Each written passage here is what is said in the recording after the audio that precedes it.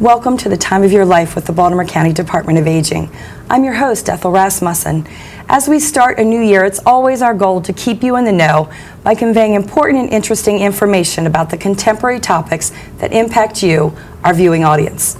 On today's show, we're excited to share information about a new evidence-based program from the National Council on Aging to support caregivers. Join Jill Hall, Division Chief of the Senior Centers and Community Services at the Department of Aging, to learn about the Aging Mastery Program for caregivers.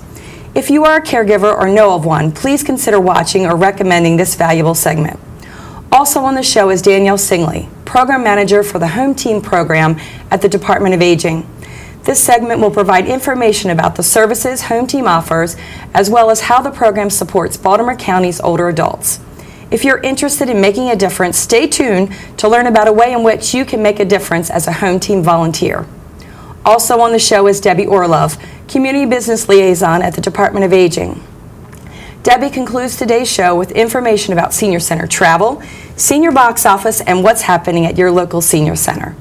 Let's start the first show of 2018 with a popular topic. Yes, that topic is food. Learn how to enjoy food while maintaining health with Ingrid Beardsley, Nutrition Program Manager at the Department of Aging. Welcome to the show, Ingrid. Thank you. Glad to be here. Ingrid, at the beginning of the year, many of us are motivated to make healthy lifestyle changes, but are uncertain where to begin. Can you share some tips on how to get started on the path of health, as well as how to remain accountable for the rest of the new year? Yeah, I would start with first off making sure you're setting realistic goals. If they're too unrealistic, it's hard to follow through, like saying you'll never eat your favorite food again. I'd also make sure you plan ahead and not just wait to the last minute and impulsively make a choice based on how you feel that day. And as you go through the journey throughout the year, it's also good to prepare for slip-ups and temptation. It's good to have a friend you can call or a couple, and it's also good to make sure you have positive thinking resources available. Sometimes we can just get so negative thinking, it's good to be able to access that and to be ready to stay on track. It's also important to make sure you track your progress. So setting short-term goals might be more beneficial, like saying, I'm going to aim to lose 5 pounds, instead of saying, I'm going to lose 30. And then when you get to the 5, then you keep on going. And it's also good to reward yourself. You need to treat yourself, but make sure it doesn't contradict your goals. And last but not least, if people feel like giving up, you just need to recommit to 24 hours at a time. And if you make it through 24 hours, then do another 24 hours, and eventually you get back on track. A component of accountability involves eating the right foods to achieve a good health. During the winter season, many of us are seeking immune-boosting foods to stay healthy. Could you share some ideas on seeking this guidance? Sure. Probiotics is the big one out there.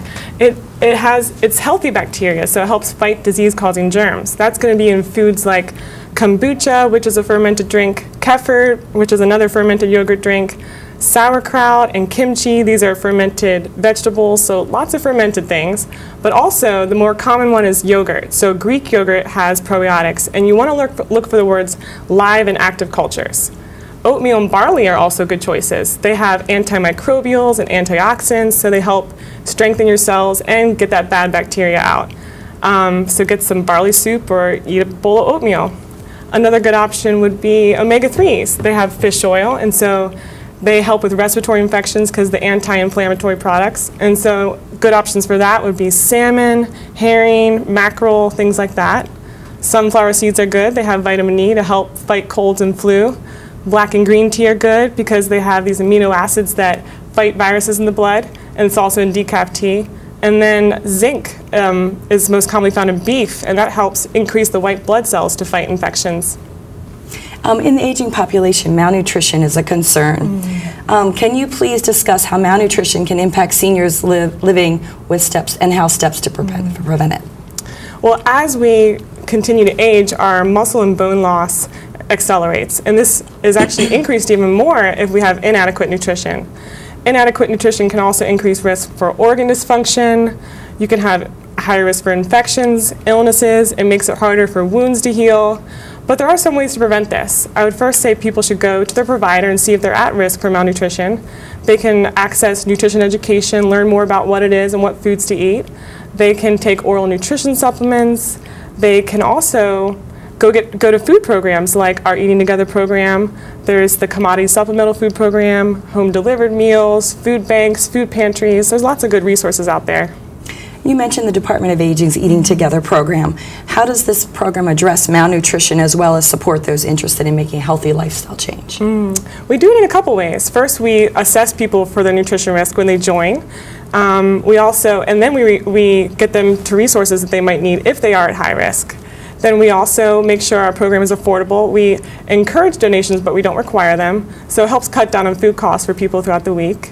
We also provide nutrition education, and so throughout the year we give different programs that are fun and interactive. We do cooking demos. We make sure people learn a lot of different things throughout the year. And we also make sure we provide a well-balanced meal. We follow the plate method, so they're going to get carbs, protein, vegetables, healthy fats, and calcium when they come to eat at our meal. I know a lot of our viewers are now interested in learning more about this program. How does it work, and how would someone become involved? Well, they can either, if they attend a senior center or if they live in a senior housing residency, they can just go down, register for the meal, sign up for the meal days they'd like to attend, then join and meet new friends. And if they aren't already at a senior center, they can show up and just register for the program. And where would our viewers learn more about the Eating Together program? They can go to our website, www.baltimorecountymd.gov/eatingtogether, or call MAP at 410-887-2594. Thank you, Ingrid, for being on the show today. Thanks for having me. We're going to take a short break. When we return, learn about the Aging Mastery Program for caregivers at the Baltimore County Department of Aging.